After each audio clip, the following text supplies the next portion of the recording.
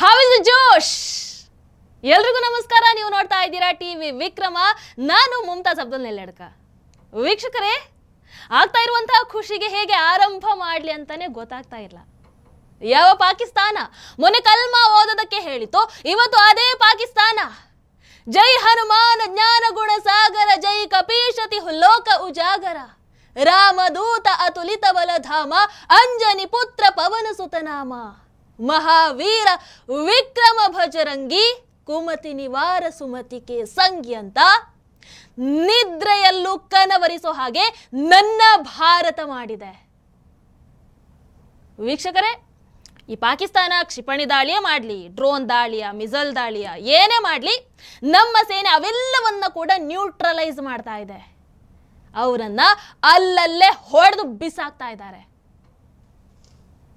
ಆದರೆ ನಮ್ಮದೇ ದೇಶದ ಒಳಗಿರುವಂತಹ ಪಾಕ್ ಪ್ರೇಮಿಗಳು, ಶಾಂತಿ ಪ್ರಿಯರು, ನಿನ್ನೆ ತನಕ ಯಾರು ಮೋದಿಜಿ ಏನು ಮಾಡ್ತಾ ಇಲ್ವಲ್ಲ, ಆದಷ್ಟು ಬೇಗ ಪ್ರತೀಕಾರವನ್ನ ತೀರಿಸ್ಕೊಳ್ಳಿ ಅಂತ ಹೇಳ್ತಾ ಇದ್ರು, ಅಂಥವ್ರೆ ನಿನ್ನೆ ರಾತ್ರಿಯಿಂದ ಡಿಎಸ್ಕಲೇಟ್, ಯುದ್ಧವಲ್ಲ ಶಾಂತಿಯನ್ನ ಸ್ಥಾಪಿಸಿ, ಯುದ್ಧ ಒಂದೇ ಉತ್ತರವಲ್ಲ,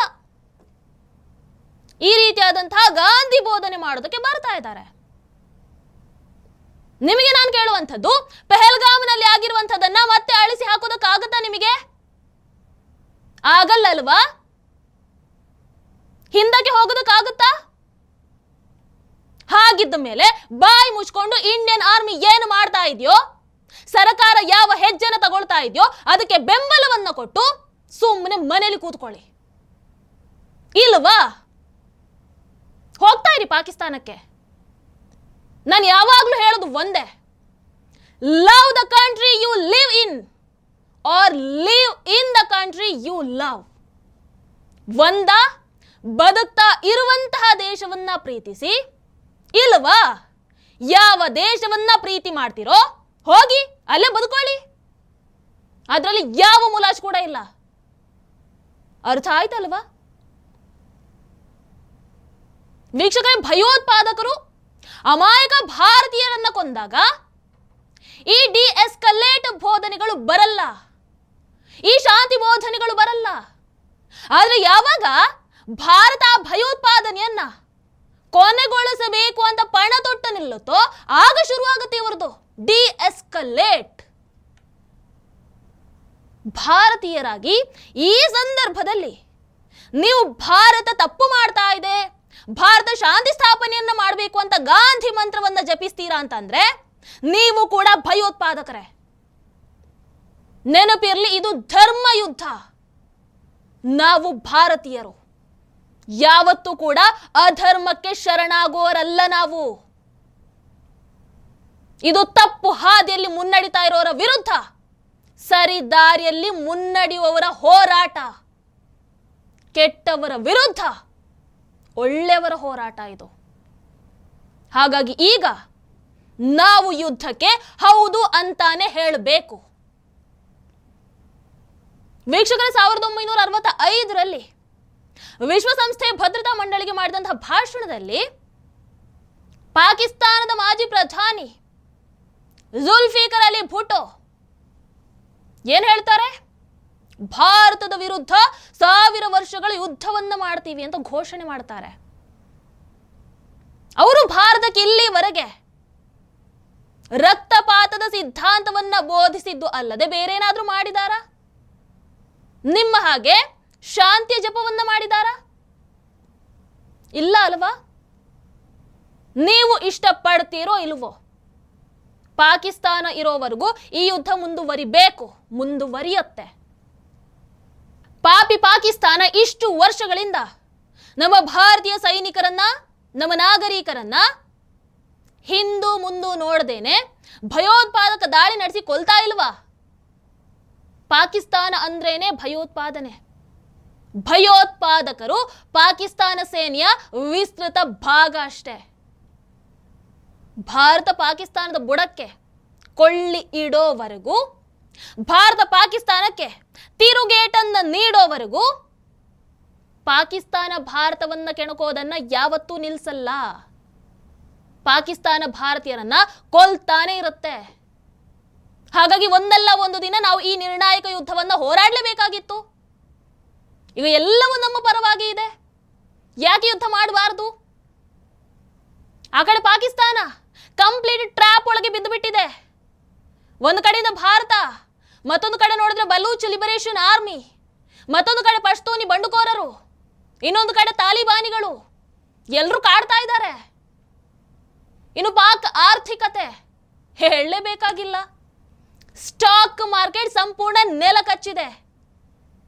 ಅಟ್ ಪ್ರೆಸೆಂಟ್ ಈಗ ವಿಶ್ವದ ಎದುರು ಸಾಲಕ್ಕೆ ಭಿಕ್ಷೆ ಪಾತ್ರೆಯನ್ನ ಹಿಡ್ಕೊಂಡು ನಿಂತಿದ್ದ ಪಾಕಿಸ್ತಾನ. ಇನ್ನು ಪಾಕ್ ನಾಗರಿಕರಿಗೆ ಬ್ಯಾಂಕ್ ಇಂದ 3,000ಕ್ಕಿಂತ ಹೆಚ್ಚು ಡ್ರಾ ಮಾಡೋ ಹಾಗಿಲ್ಲ ಅಂತ ರೆಸ್ಟ್ರಿಕ್ಷನ್ ಅನ್ನ ಹಾಕ್ತಾ ಇದ್ದಾರೆ. ಅವರ 3,000 ಅಂದ್ರೆ ನಮಗೆ ಇಲ್ಲೊಂದು ₹1,000 ಹಾಗೇನೋ ಬರುತ್ತೆ ಅನ್ಸುತ್ತೆ. ಅಂದ್ರೆ ದುಡ್ಡಿಲ್ಲ ಅಲ್ಲಿ. ಇನ್ನು ಈ ಕಡೆ ಅಮೆರಿಕ, ರಷ್ಯಾ, ಇಟಲಿ, ಇಸ್ರೇಲ್ ಇಂತಹ ಬಲಾಢ್ಯರು ನಮ್ಮ ಜೊತೆ ಇರುವಾಗ, ಎಲ್ಲವೂ ನಮ್ಮ ಪರವಾಗಿರುವಾಗ ಈ ಯುದ್ಧವನ್ನ ಮಾಡೋದ್ರಲ್ಲಿ ತಪ್ಪು ಏನಿದೆ ಅಂತ,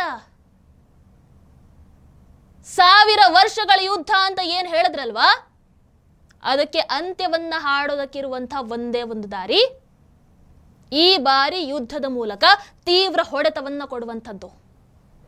ಪಾಕಿಸ್ತಾನದ ಮೂಲಕ್ಕೆ ಕೊಳ್ಳಿಯನ್ನ ಇಟ್ಟು ಪಾಕಿಸ್ತಾನವನ್ನ ತುಂಡು ತುಂಡುಗಳಾಗಿ ಕತ್ತರಿಸೋದು. ಇನ್ನು ಶಾಂತಿ ಶಾಂತಿ ಅಂತ ಹೇಳ್ತೀರಲ್ವಾ, ನಿಮಗೆ ಗೊತ್ತಾ ಮೊನ್ನೆ ನಮ್ಮ ಭಾರತ ಆಪರೇಷನ್ ಸಿಂಧೂರವನ್ನ ಮಾಡಿದಾಗ ಅಲ್ಲಿ ಕೇವಲ ಭಯೋತ್ಪಾದಕ ಶಿಬಿರಗಳನ್ನ ಮಾತ್ರ ಗುರಿಯಾಗಿಸ್ಕೊಂಡಿದ್ರು. ಯಾವುದೇ ಪಾಕ್ ಸೇನಾ ನೆಲೆ ಅಥವಾ ಯಾವುದೇ ಪಾಕ್ ನಾಗರಿಕರನ್ನ ನಮ್ಮ ಭಾರತ ಗುರಿಯಾಗಿಸ್ಕೊಂಡಿರಲಿಲ್ಲ.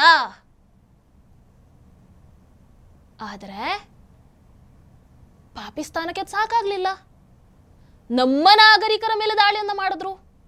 ಯುದ್ಧವನ್ನ ಆರಿಸ್ಕೊಂಡು ಬಂದಂಥವರೇ ಪಾಕಿಸ್ತಾನಿಗಳು. ತಮ್ಮ ಭಯೋತ್ಪಾದಕ ನೆಲೆಗಳನ್ನ, ತಮ್ಮ ಭಯೋತ್ಪಾದಕರನ್ನ ಉಳಿಸೋ ಸಲುವಾಗಿ ನಮ್ಮ ಭಾರತೀಯ ನಾಗರಿಕರನ್ನ ಗುರಿಯಾಗಿಸ್ಕೊಂಡು ದಾಳಿಯನ್ನ ಮಾಡ್ತಾರೆ. ಈಗ ಅದಕ್ಕೆ ಅವರು ಬೆಲೆಯನ್ನ ತೆರಲೇಬೇಕು. ಭಾರತ ಈ ಬಾರಿ ಹಿಂದೆ ಸರಿಯುವಂಥ ಮಾತೇ ಇಲ್ಲ. ಅಂಡ್ ಈ ಶಾಂತಿ ಬೋಧನೆ ಮಾಡೋರು ಇನ್ನೊಂದು ನೆನಪಲ್ಲಿ ಇಟ್ಕೊಳ್ಳಿ, ಈಗ ಇರೋದು ಮೋದಿಜಿ ಸರ್ಕಾರ. ಪಾರ್ಲಿಮೆಂಟ್ ಅಟ್ಯಾಕ್, ಮುಂಬೈ ಅಟ್ಯಾಕ್ ಇವುಗಳಾದಾಗ ಶಾಂತಿ ಮಂತ್ರವನ್ನ ಬೋಧಿಸಿದ ಹಾಗೆ ಶಾಂತಿ ಕಾಪಾಡಿದಕ್ಕೆ ಏನಾಗಿದೆ ಅನ್ನುವಂಥದ್ದನ್ನು ನಾವು ನೋಡಿದ್ದೇವೆ. ಈಗ ಇರುವಂಥದ್ದು ಪಾಕ್ ಓಲೈಕೆಗಾರರಲ್ಲ, ಈಗ ಇರುವಂಥದ್ದು ಮೋದಿಜಿ ಸರ್ಕಾರ. ಆ 2008ಕ್ಕೂ ಈ 2025ಕ್ಕೂ ಅಜಗಜಾಂತರ ವ್ಯತ್ಯಾಸ ಇದೆ. ಹೊಂದ್ಕೊಳ್ಳೋಕೆ ಟ್ರೈ ಮಾಡಿ. ನಾವು ಭಾರತೀಯರು ಯುದ್ಧವನ್ನ ಆಚರಿಸ್ತೀವಿ. ನಾವು ನಮ್ಮ ಭಾರತದಲ್ಲಿ, ನಮ್ಮ ಹಿಂದೂ ಸಂಸ್ಕೃತಿಯಲ್ಲಿ ಪ್ರತಿಯೊಂದು ಪ್ರಮುಖ ಹಬ್ಬ ಕೂಡ ಯುದ್ಧದ ಆಚರಣೆನೆ. ದಸರಾ ಹಬ್ಬ ಯುದ್ಧದ ಆಚರಣೆ, ದೀಪಾವಳಿ ಹಬ್ಬ ಯುದ್ಧದ ಆಚರಣೆ, ಹೋಳಿ ಹಬ್ಬ ಯುದ್ಧದ ಆಚರಣೆ, ಹೀಗೆ ಅನೇಕ ಹಬ್ಬಗಳು ಯುದ್ಧದ ಆಚರಣೆಗಳೇ. ಹಿಂದೂ ಸಂಸ್ಕೃತಿಯಲ್ಲಿ ಹಬ್ಬ ಅಂತ ಹೇಳಿದ್ರೆ ದುಷ್ಟತನದ ಮೇಲೆ ವಿಜಯವನ್ನ ಸಾಧಿಸೋದು. ಅದಕ್ಕಾಗಿ ಇವತ್ತು ಭಾರತ ಪಾಕಿಸ್ತಾನ ಅನ್ನುವಂಥ ದುಷ್ಟಕೂಟರ ಮೇಲೆ ಯುದ್ಧವನ್ನ ಮಾಡ್ತಾ ಇರುವಂಥದ್ದು. ಸಂಭ್ರಮಿಸೋದು ಕೂಡ ಇದೆ. ಇನ್ನು ನಾವು ಭಾರತೀಯರು ಧರ್ಮದ ಜನರು. ನನ್ನ ಭೂಮಿ ಧರ್ಮದ ಭೂಮಿ ನೆನಪಿರಲಿ. ಯಾರೆಲ್ಲ ಶಾಂತಿ ಶಾಂತಿ ಡಿಎಸ್ಕಲೇಟ್ ಹೀಗೆ ಬೋಧನೆಯನ್ನ ಮಾಡ್ತಾ ಇದ್ದೀರೋ, ಯಾವುದಕ್ಕೂ ಪಾಕಿಸ್ತಾನದ ನಕ್ಷೆ ಇದೆಯಲ್ವಾ, ಸೇವ್ ಮಾಡಿ ಇಟ್ಕೊಳ್ಳಿ. ಮುಂದೆ ಪಾಕಿಸ್ತಾನ ಹೀಗಿತ್ತು ಅಂತ ನೋಡ್ಕೊಳ್ಳೋದಕ್ಕೆ ನಿಮ್ಗಳಿಗೆ ಬೇಕಾಗಬಹುದೋ ಏನೋ.